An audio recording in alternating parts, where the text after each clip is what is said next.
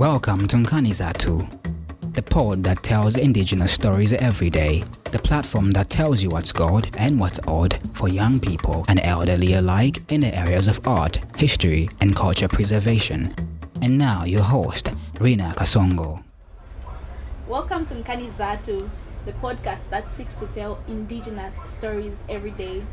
My name is Rinah Kasongo, and it is so good that you decided to tune in and enjoy what we have for you today on Nkanizatu.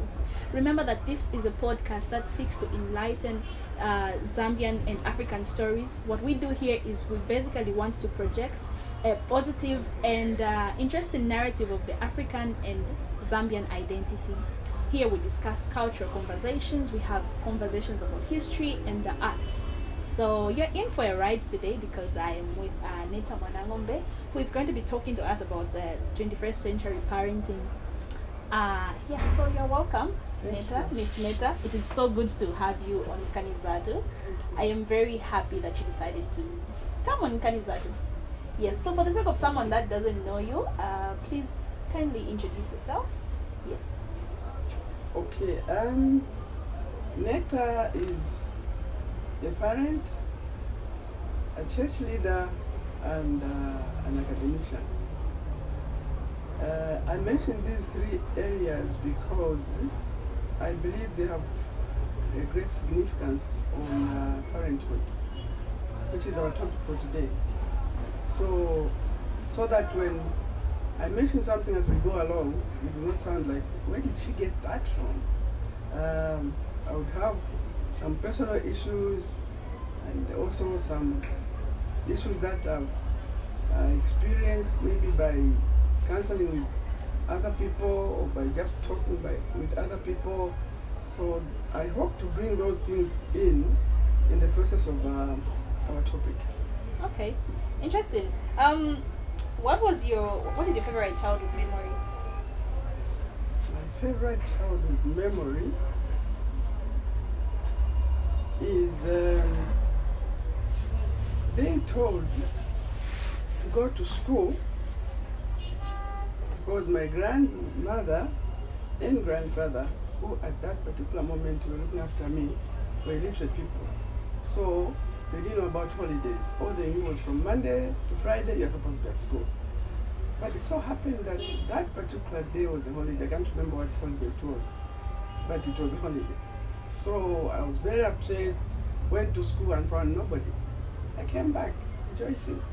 Grandma, Grandpa, no school today. Bye-bye, and I went off to play. For me, I still remember that because Grandpa was very upset with himself for not knowing that it was holiday. Oh, so you enjoyed because you liked it because you didn't have to learn that. I did. I didn't have to go to school. I didn't have to learn because back in those days, we used to go to school barefooted. We walked quite a distance. Which place was that? That's I started my school in Nukulu, Western Province. Mm-hmm. And in those days, it was a mission school. So those that lived near the mission school would go to the mission school. Even those that lived very far, depending on how far it is, you would still come to the mission school. But because that was the only school there, so there were quite a lot of kids even at that time. But it depended on who you lived with, whether they were interested in you going to school or getting educated or not. But for me, my grandfather, especially grandfather, he didn't even understand the value of education, but he insisted I should go to school. And in those days, girl children were not really like counted, like they might amount to something. You know, you expected to grow up, get married, and start producing kids. 3 at a time if possible. But grandfather, for some reason, he just insisted that I should be going to school.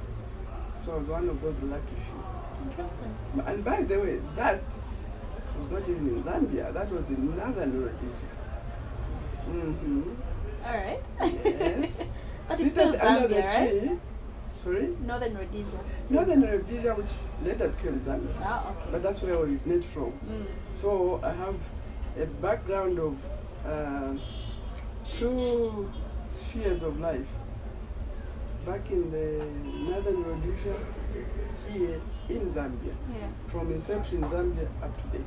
Interesting. What I have picked from your upbringing is also how your grandparents played a critical role in your upbringing, you know. And today we're talking about parenting as a whole.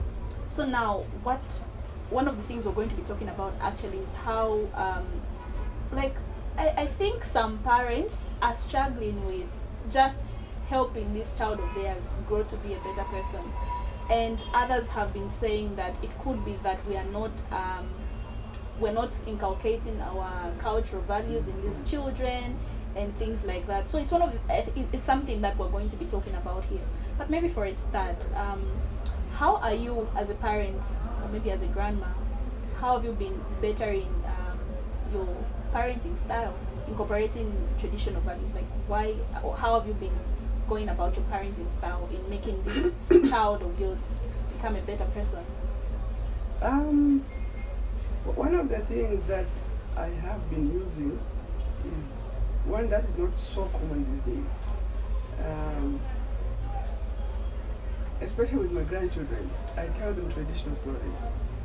Okay. You know how Kalulu ran a race with the toys, and how the toys won the race.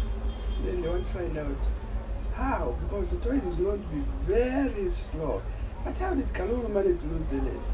So we move from there, and then of course at the end we put the moral of the story now. I found out that it's easier for kids to remember like that than if they just read it from the book.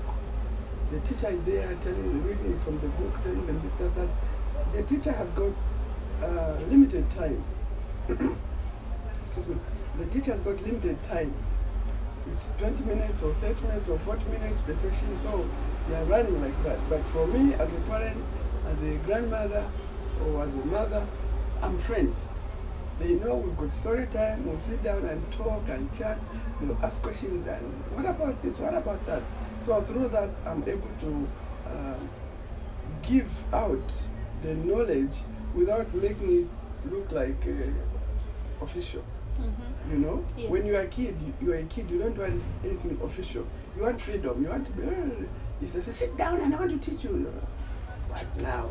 But if they say, okay, come, I tell you a story, they'll be ready. They'll be, oh, he is the one to listen. Mm-hmm. So that's one part that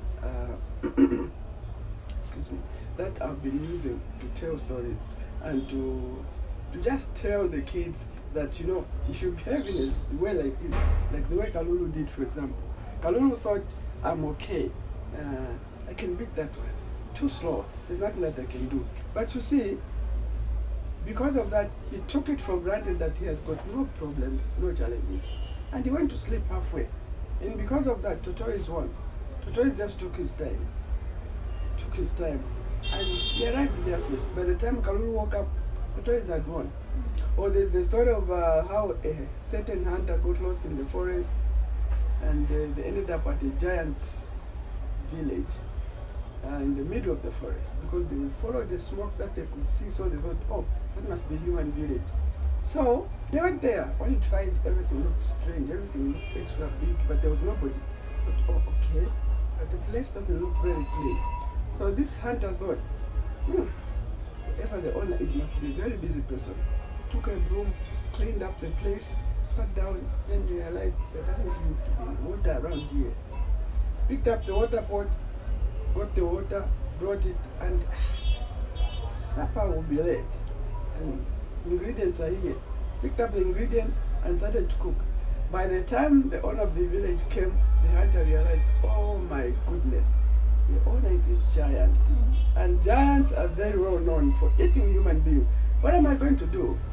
The giant came in and looked around. Am I lost? This is my village.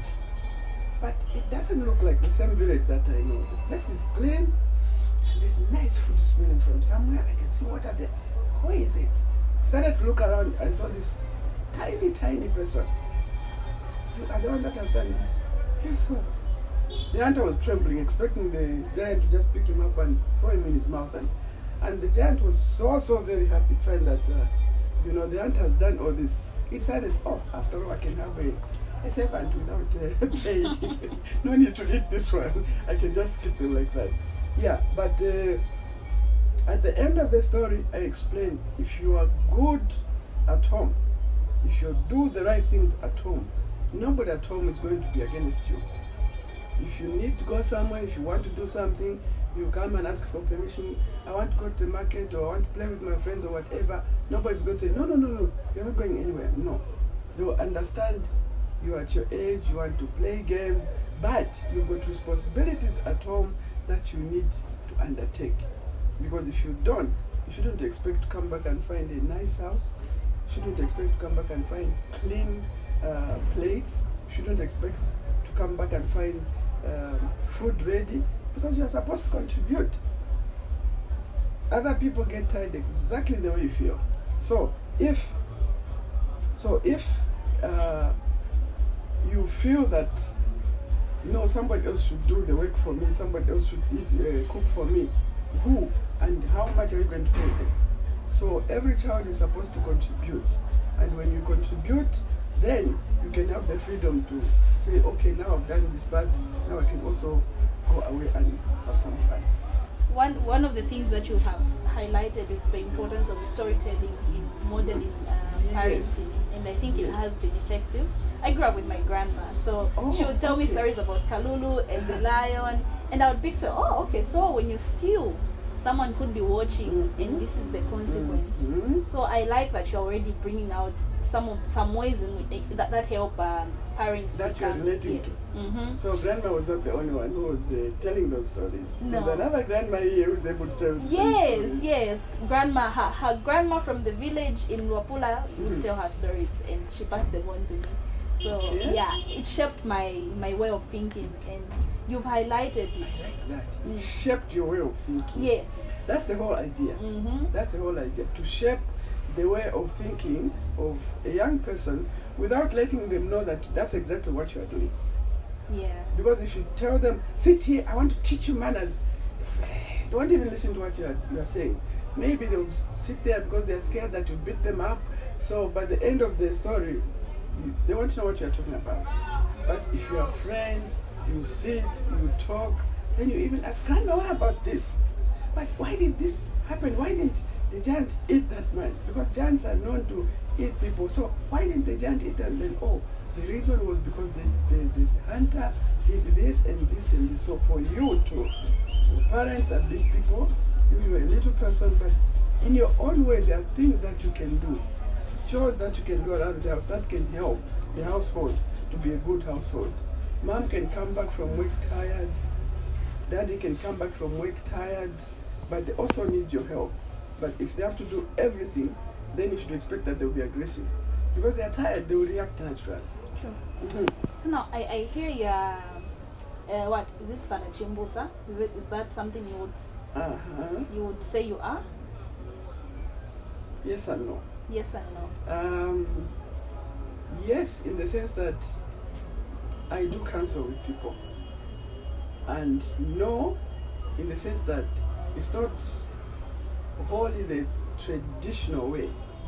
By traditional, I mean where maybe I'm invited to go there and people beat drums and there's dance and things like that. But the values that are taught are what I teach. That's something I wanted to actually ask, to say, in your counseling, how do you incorporate the parenting aspect? If, let's say I'm getting married, right?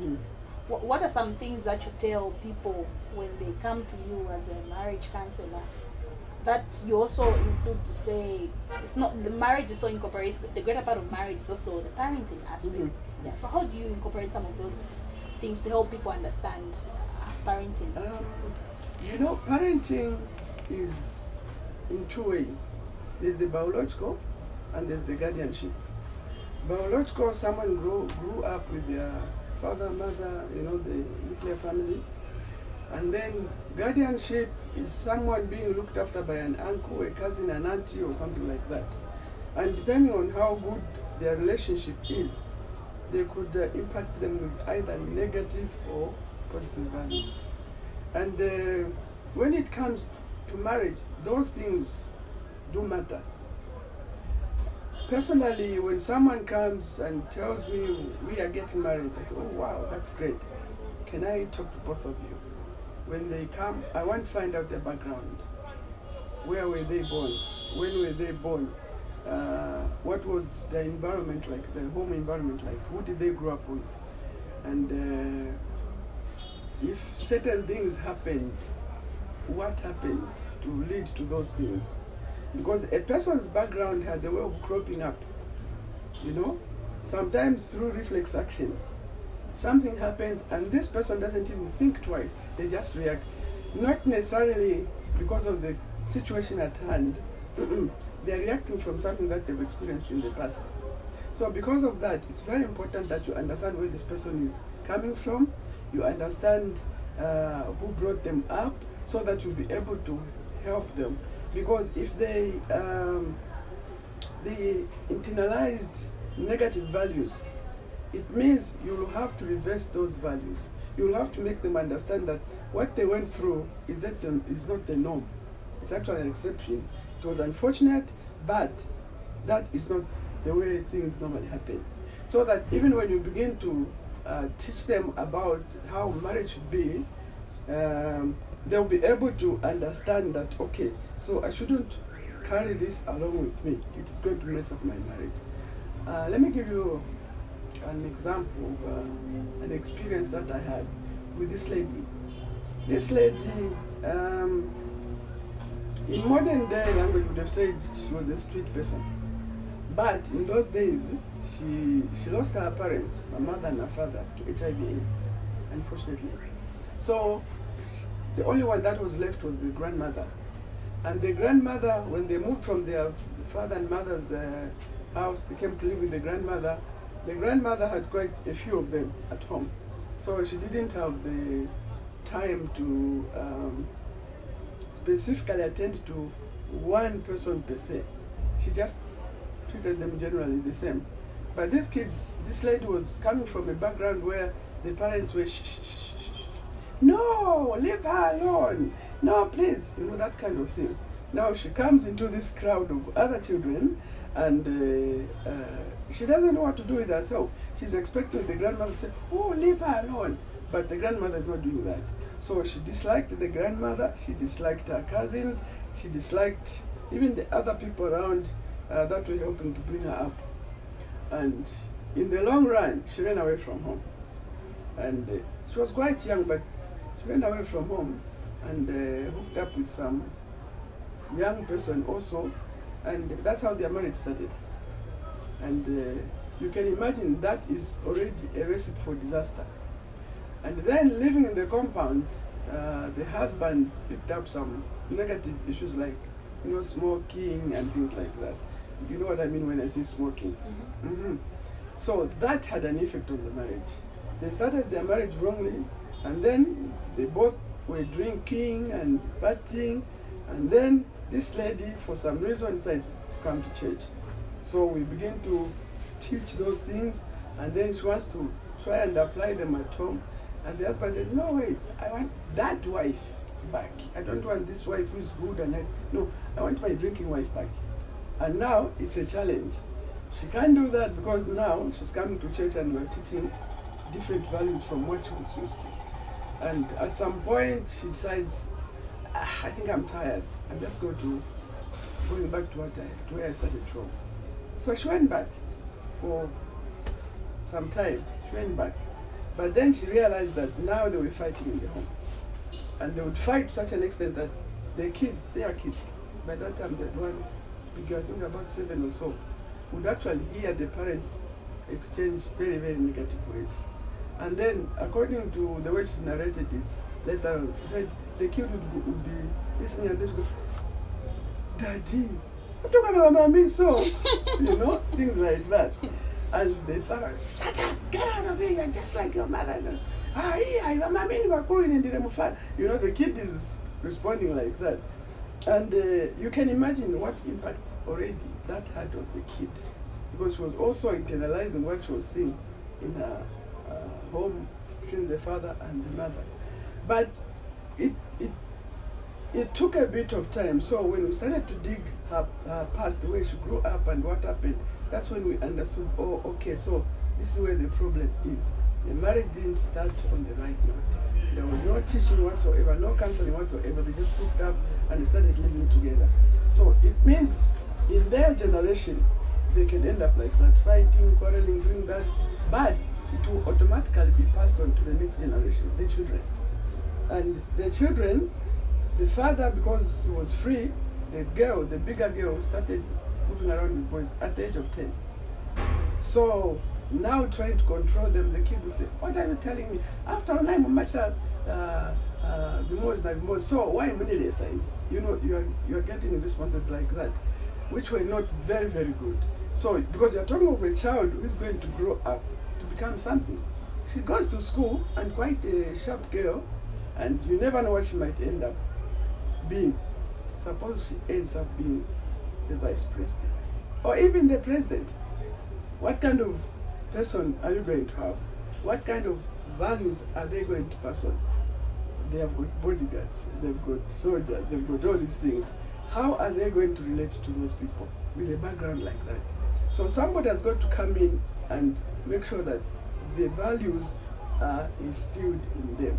But if you don't know the background, it will be very difficult. They may just say, okay, Nambel. Oh yes, thank you. They go back and just do whatever they have been doing all along.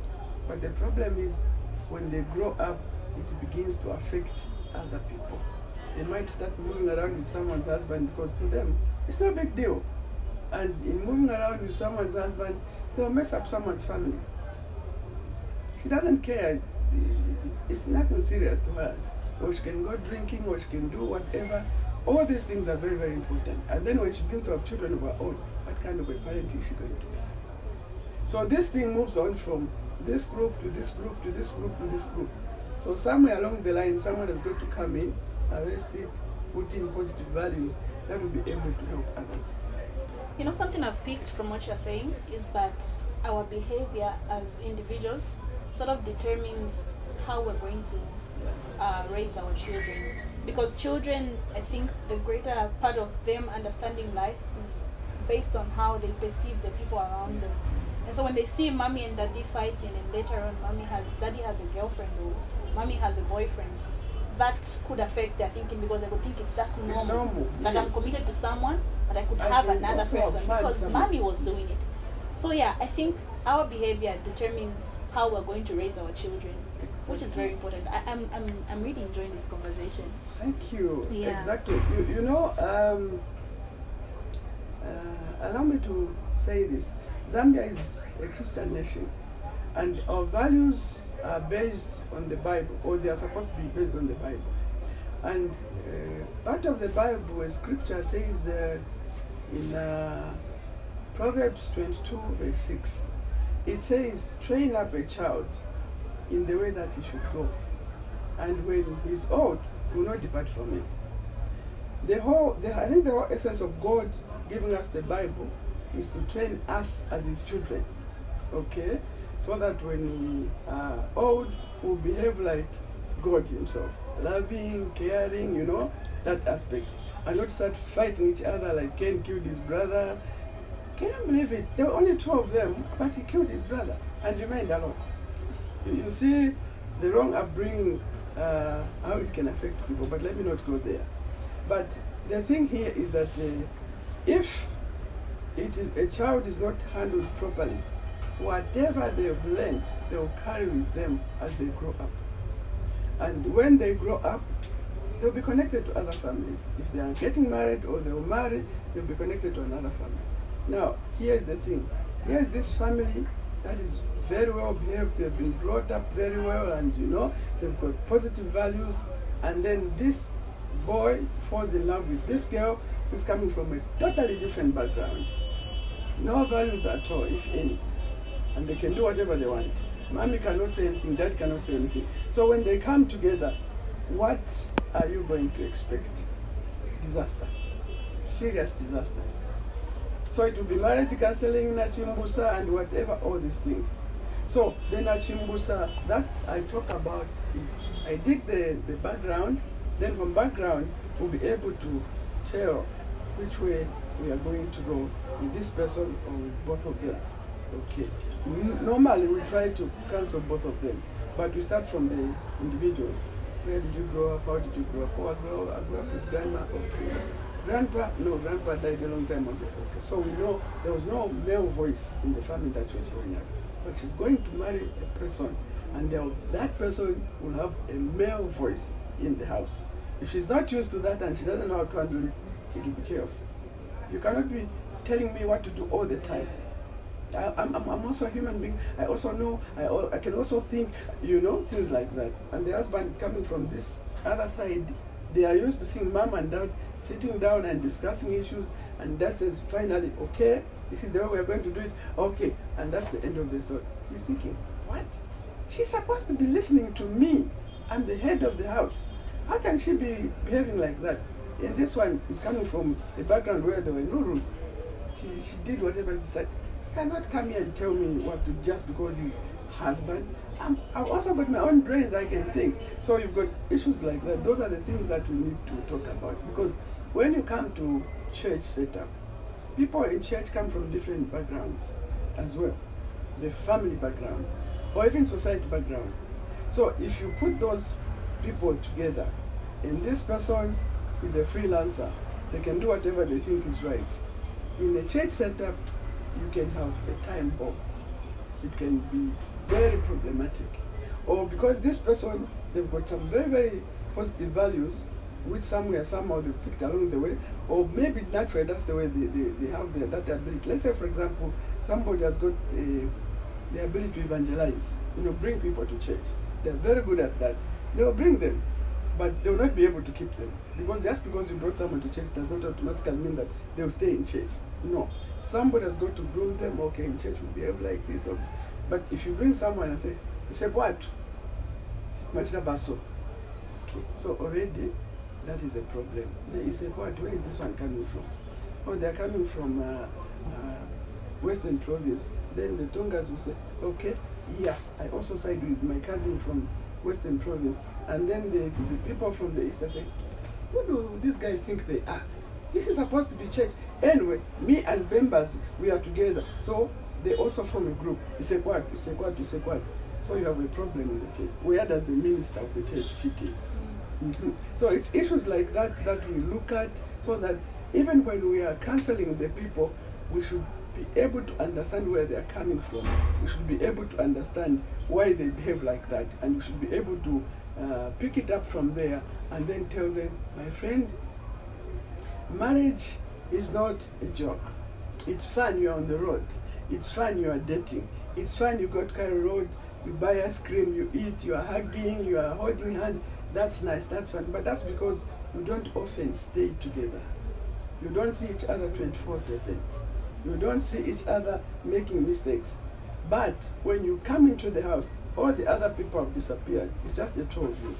Then now you begin to see this person looks, oh, I thought he was blue. He's actually green, and you can't come out. Yeah. And the husband will say, oh my goodness, she used to look so red. Now she's actually dark blue. So, all these things. So somebody has got to sit down and say, when you come together, there are things that you're going to see about the other person. At close range, you see things about the other person. So how do you handle those? You handle them like this, you handle them like this, you handle them like that. I remember one case, that I was privileged to be part of the counseling group. You won't believe what their problem was: food. Now, that doesn't sound like it's a serious problem, but it was. The lady came from a background where they were used to eating rice, chicken, that sort of thing. The man came from a background where they used to eat delele, kalembla, that sort of thing. They came together, beautiful people, nice Christians. They came together. And the wife would prepare chicken and whatever, put it on the table. And the husband is waiting for Shima with delele. And he sat there, touches here, and leaves the stuff. So she started to complain. He doesn't eat my food. Even if I cook, he doesn't even care. The husband says, this one, she doesn't listen to me. Me, those things, I don't even want them. Why should she be cooking chickens and things like that every day? And it became a serious issue. So when we sat down, we realized, oh, they're coming from different backgrounds. Mama, your husband doesn't really, he's not really into chicken and things. So what you do, put the chickens and the things on the table. But also put the shima and the deli and the kalimbla there. Let him choose. Okay, don't force him to eat what you are used to eating, because it causes problems. And sir, your wife makes an effort to modernize your home. So don't just stay there in Sparta, because they came from this. Don't just stay there in Sparta with deli and kalimbla. No, try to sample what she's, cooking. You never know where you might end up. You might end up in a foreign land. There will be no calendar. So if you're used to these kind of things, you can, help yourself. So, but long story short, that problem was resolved because we understood where they were coming from. Interesting. And believe you me, the way the thing was sorted out, it looked like a joke. And by the way, these were pastors.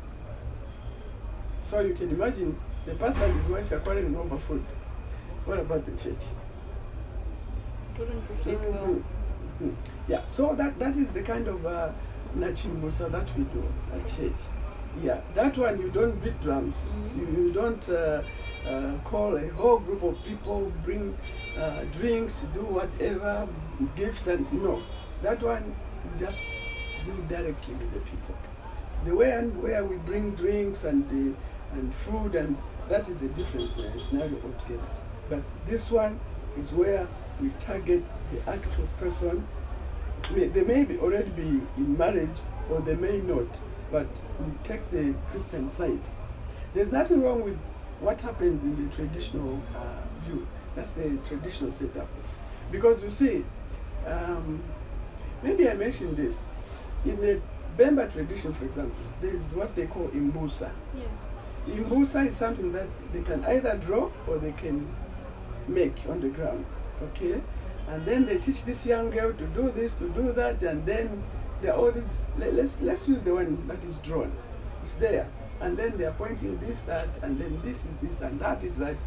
You must understand, it looks very primitive, it's very uncostly, and the church would want to move as far away from that as possible. Yeah, I actually wanted to ask to say, how does the church embrace the cultural teachings? Okay. Yeah.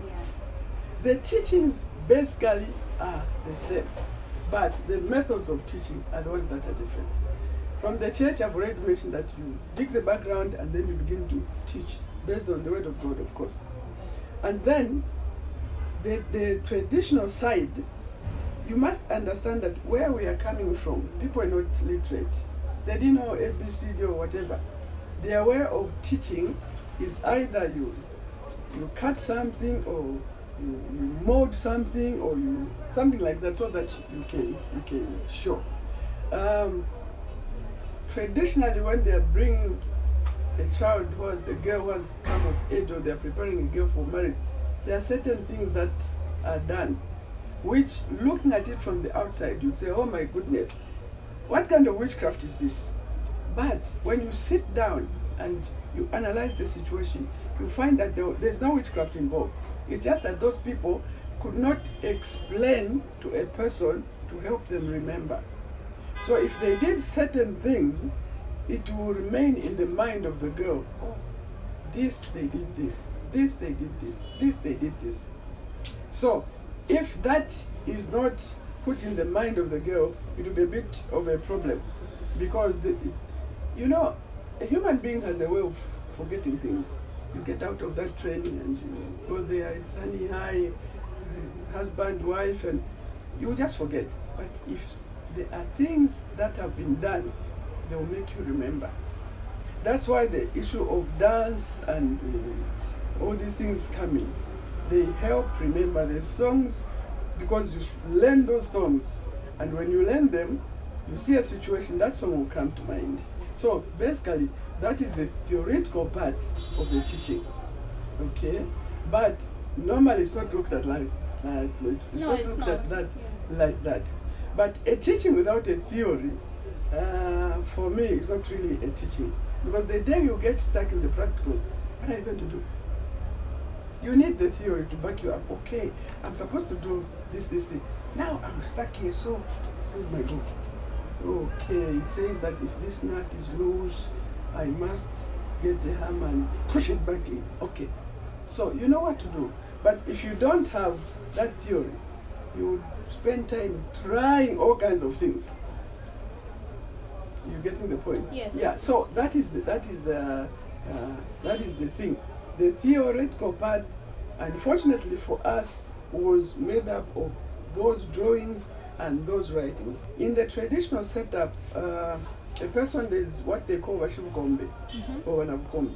The shibukombe is the middleman, and if there's a problem, the wife or the husband is supposed to go to this person.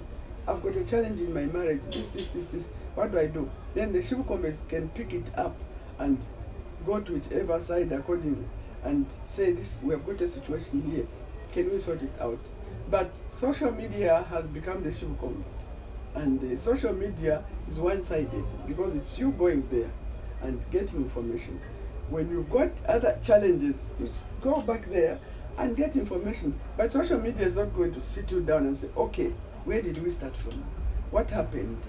What should we do now? Because if you are married, Rinah, and your husband is misbehaving, God forbid, but if he's misbehaving, social media will tell him, just forget about him. Yeah. Forget. There are plenty of guys out there. You're a nice girl, beautiful. Why should you bother about some person who wants to keep you busy with their drinking habit? Forget about them. But you might find that maybe their drinking habit didn't start because of you. Maybe it started because of pressures at work. So you need to sit down and find out what exactly is going on. What happened? Why did this start? But what if there's no assist? Like the other party does not want to comply. If the other party doesn't want, that one, there's nothing anyone can do. Because forcing two people together, that's where you find situations where one gets stabbed, or one gets poisoned, or one gets burnt, or something like that. Because if, as I said, if it's irretrievable, nothing can be done about it. The two people have decided, or one of them has just decided, I am out of here for good. You cannot force such a one. You can't force such a one. Even the Bible says, if this person doesn't want and it says, no, me, I'm out, you cannot force it. Let them go. The other person is free because they cannot force that other person. But as good as that solution is there, the idea is to fight and try to keep the marriage because it has got repercussions, even socially.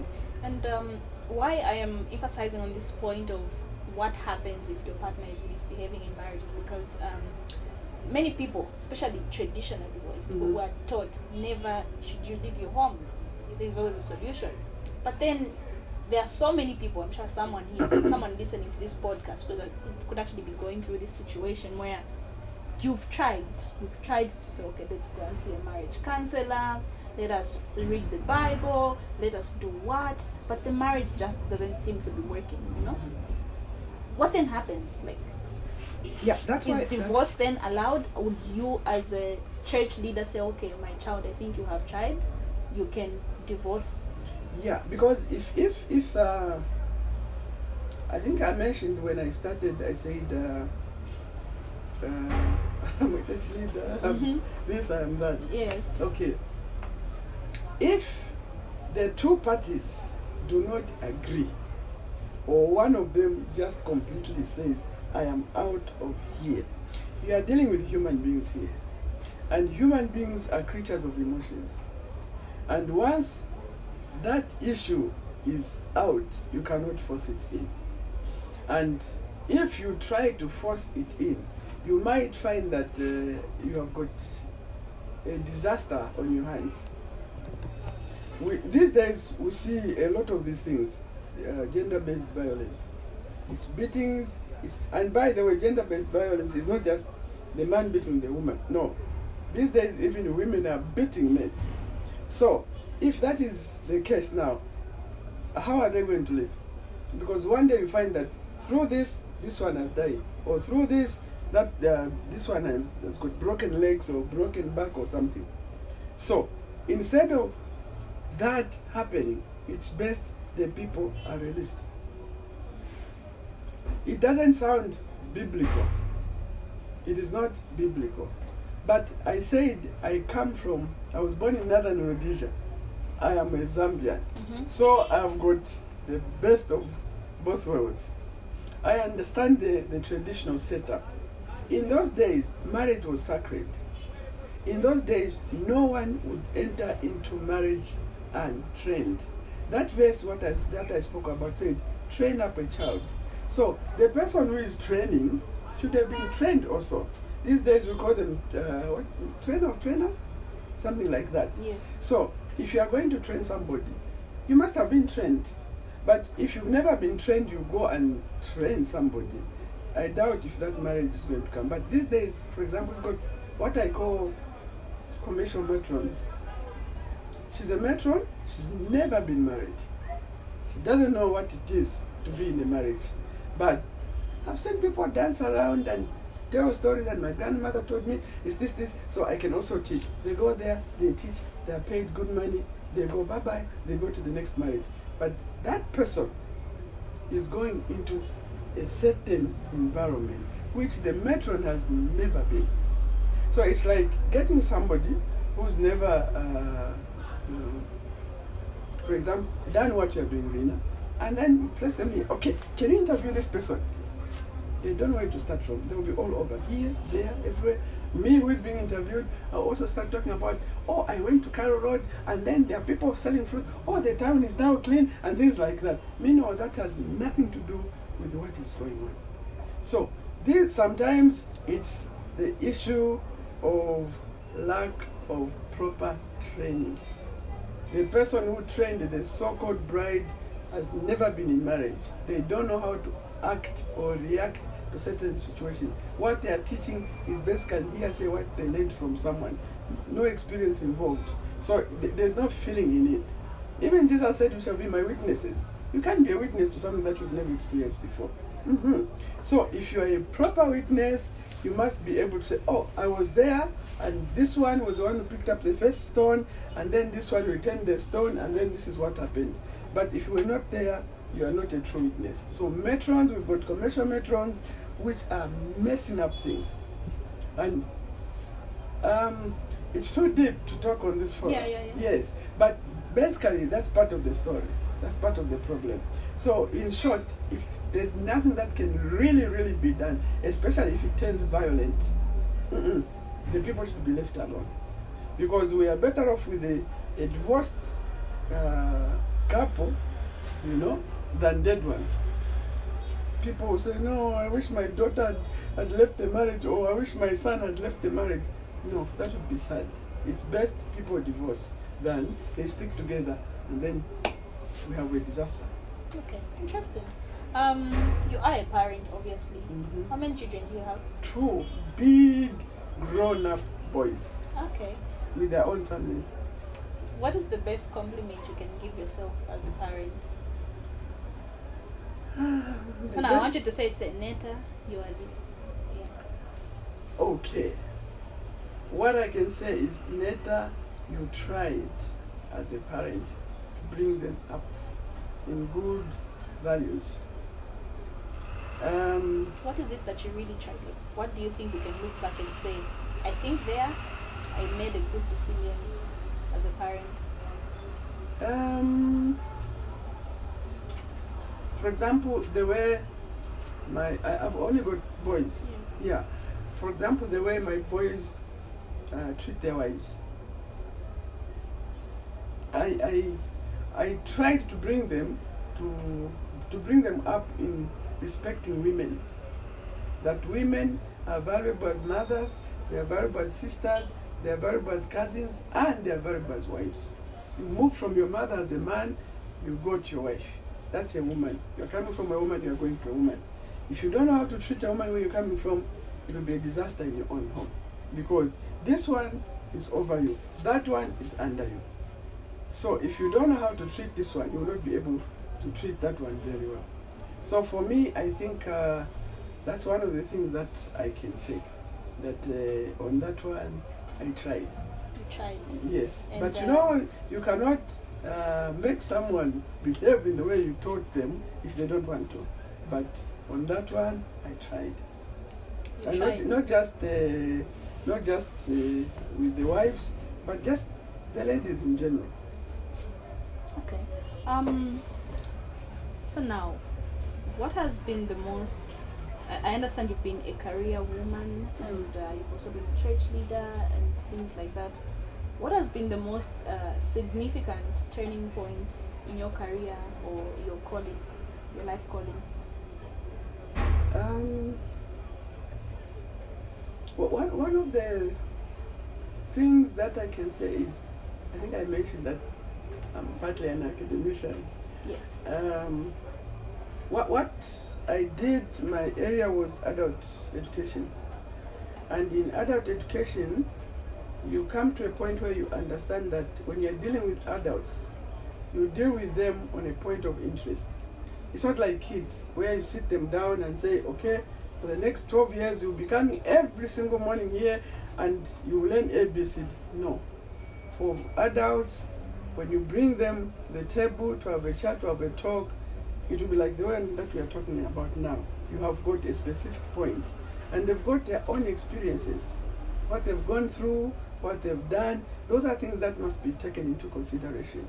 Like right now, for example, earlier on you mentioned that you grew up with your grandmother. Okay, so grandma said some things that you still remember. These things you said, they help to shape you as a person.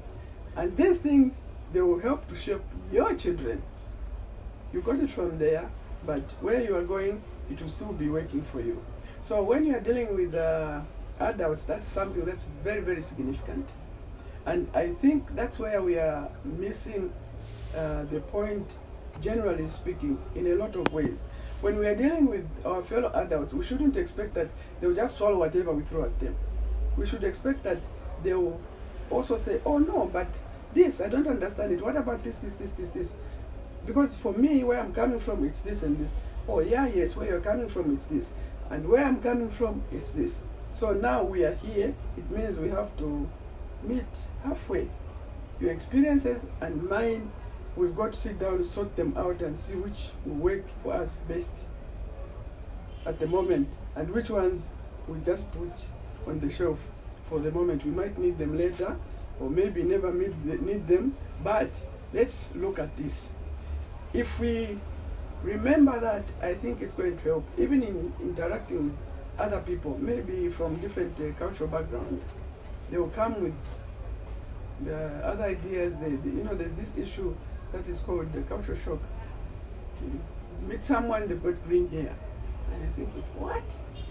What's wrong with this one? To you, there's something wrong, definitely wrong with this person. How do they end up with green hair? It means they went deliberately to a salon and painted their hair green. But to them, they're okay because where they come from, they can paint their hair blue, green, yellow, whatever kind of. Yeah, that's the kind of scenario that we're talking about. So even as a church leader, that has helped. Because you don't go there and shout at people, you guys are useless. You didn't do that. No, you have to interact. What happened? How come? Okay, we had planned to do this. We have done this. But after we have done this, the checking what we should have done, we didn't do a good job. But what happened? No, me, I couldn't come. My child was sick. Oh no, me, I couldn't come because suddenly they told me that my cousin getting married, so I had to go. Things like that. Sometimes the excuses are flimsy, but you must know how to handle them. If you don't, you'll have chaos. Not just in the church, even where the people are coming from. Because when they're angry in church, they will be angry at home, they will be angry with the neighbor, they will be angry with everything. Yeah. So I think that's one of the points that I can say is quite significant. And the other significant thing, very, very significant, is the leadership, church leadership issue. You deal with different kinds of people. They come from different kinds of background. And sometimes you just have to die a little to try and understand this person. The church setup is one that is very challenging. The people come voluntarily. You don't pay them to come to church. So if they want, they can stop anytime. So for you to try and keep them coming, you must know what to do. And then the other issue is that you will come, oh, there's this, we want to do this, but I think we should do it this way. somebody else will come and say, oh, we want to do this. No, I think we should do it this way. Now, these are opposing views. As a leader, how do I marry the two without causing problems for both parties? Meanwhile, there are other people that might want to take sides. I think she's right. And this one said, no, this one is right. And especially where I operate from, it's a changanya, mixture kind of situation. It's very easy for some people to, because I didn't go to school, that's why I'm being treated like this in church. And it's real. Or somebody else will think, dealing with illiterates, I wish I was in a different environment, because these people don't even understand. But you have to bring the two groups together. Find a way of saying, guys, we are children of God, and none of us is more important than the other. We've got this situation, we've got to deal with it. So let's sit down and map the way forward. I hear your point and I hear your point, but now, with regard to this, how do we move forward? Yeah, so the church leadership, excuse me, the church leadership is one that is quite tricky. If not handled properly, it can cause a lot of problems. And like right now, there are all kinds of things that are happening within the church. When I say the church, I don't mean one specific denomination. I mean the church as believers, as a whole. It can be from this background or from that background, but the church as a whole, there are all kinds of things that are happening. And it is very important that as leaders, we know exactly how to handle our people. That's why it's important that leaders must go for training. Mm-hmm. Interesting. Okay. So now you've highlighted a number of things and your experiences being a church leader, being a parent, a marriage counselor. How would you like to be remembered? How would I like to be remembered?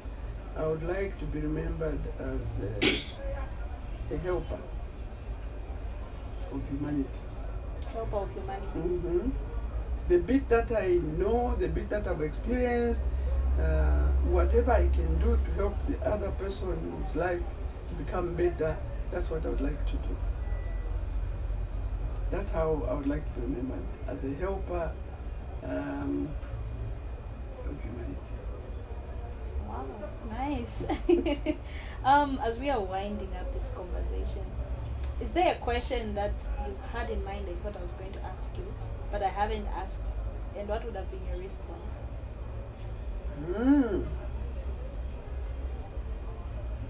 Now you want me to go into your mind? Yes. And fish out a question? Yes. Yeah. Or is there something that you would have liked to say that I haven't pointed out? I think generally we've covered everything. On top, of course, because some things are too deep to be mentioned on this forum. Yeah, I think generally we've covered everything. But what I would like to also say is that to our new generation, okay, we should be willing to listen to our parents when they talk. You know, sometimes when they talk, we tend to think, oh, what do they know? This is a different generation. There's technology now and things like that.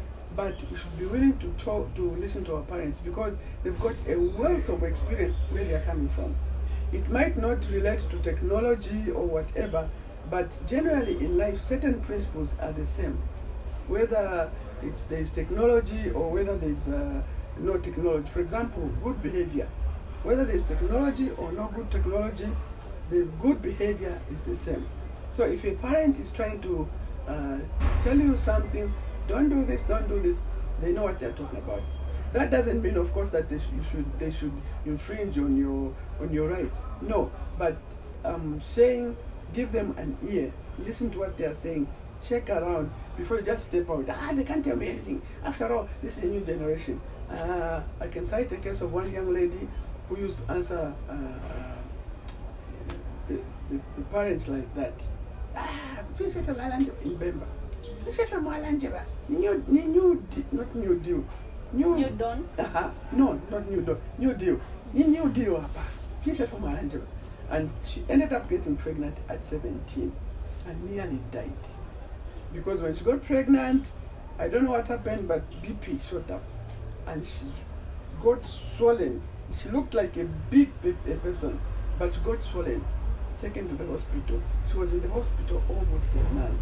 before they began to control the BP, and then eventually it came down, and they had to operate to force the baby out, because in her condition they said if it comes back, both the baby and the mother will die. So she learned the hard way, but if she had listened to her parents, I'm sure that condition would never have happened.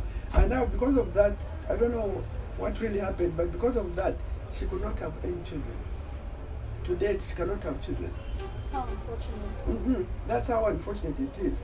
But if she had listened to the parents, although they didn't see this part, I'm sure she could have saved herself a lot of trouble. So sometimes it's very, very important that we listen to our parents. Peer pressure can be there. I understand that. It's a modern world. Things are changing, and they're changing very fast. But before you jump into something, bear in mind that there are also dangers around. And not only that, there are also backgrounds, certain backgrounds where other people are coming from. They were free. And they grew up like that. And they injure other people along the way. That's why you find people breaking relationships every day. They're into this break, they're into that, because to them they feel, I'm free, I can do whatever I want. They forget that they are getting other people involved and injuring them. So I think that's what I can say to our new generation. Learn to listen to some of the things that you are told. Learn to listen. Sit down, analyze them critically, and see how you move forward. Nice. I'm sure they've heard. We have heard. I praise. Yeah. So we always give a notebook to our guests on the show. Wow. And this is for you. Nkani Zatu podcast notebook from us to you, as a way of thanking you for the knowledge that you've shared on this podcast. Knowledge is such a treasure. It's something that we treasure so much on this platform, because we are all about sharing information that is going to enhance someone's well-being. Yeah, so this is just very little token of appreciation. Wow. And because we're storytellers, Nkani Zatu is brought to you by Sojourn Publishers. Sojourn Publishers produce books and generally storytelling. So we like to encourage people to pen down their thoughts and tell their story, So yeah. Wow, thank you so very much. I didn't even expect to get anything. I'm already honored by just appearing on this forum. So I really appreciate, especially that it's beautifully done. Branded, yeah. Thank you so very, very much for having me, and I hope what we have discussed will help someone somewhere. It definitely will. I know it will, because the people that are tuning and listening are those that cherish knowledge, and they want to learn from other people's life experiences, people's stories, so that they too can tell their own story. My name is Rinah Kasongo, and today I was with Miss Neta Mwanang'ombe. We discussed a lot of things from marriage, parenting, culture. Something that I have picked is that behavior, the way that parents behave, reflects the kind of people their children will be in a certain way. If children are not understanding, if children learn to live with parents that are always fighting, that is likely to reflect onto children. Of course, there are those children that when they grow up understand, say, okay, I do not want to be like my parents, I will be a better person. But for the most part, as a parent, your behavior will determine the kind of child that you're going to raise. And I've really picked that as an individual. So this is what Nkani Zatu aims to do. We reflect our Zambian and African narrative in a very meaningful way. We use practical experiences from tradition, from culture, the arts, or helping us understand to say we are one people, and the way that we connect with our environment shapes us as the people that we are. So Nkani Zatu is proudly brought to you by Sojourn Publishers. Sojourn Publishers is an independent publishing firm, and what we do is that we produce books, but generally we are storytellers. We seek to tell indigenous stories every day, just like you have been hearing of what Nkani Zatu aims to do. So catch us again next week, or rather whichever time that you're going. If you've subscribed, please subscribe on our YouTube channel, subscribe on our podcast platforms, so that you're updated whenever a new episode of Nkani Zatu pops up, because we really don't want you to miss. This is for you, and that is why you're listening to this. So until next time, my name is Rinah Kasongo. Have a wonderful afternoon, evening, night, and please do not forget to subscribe. Bye-bye. Welcome to Nkani Zatu, the pod that tells indigenous stories every day, the platform that tells you what's God and what's odd for young people and elderly alike in the areas of art, history, and culture preservation.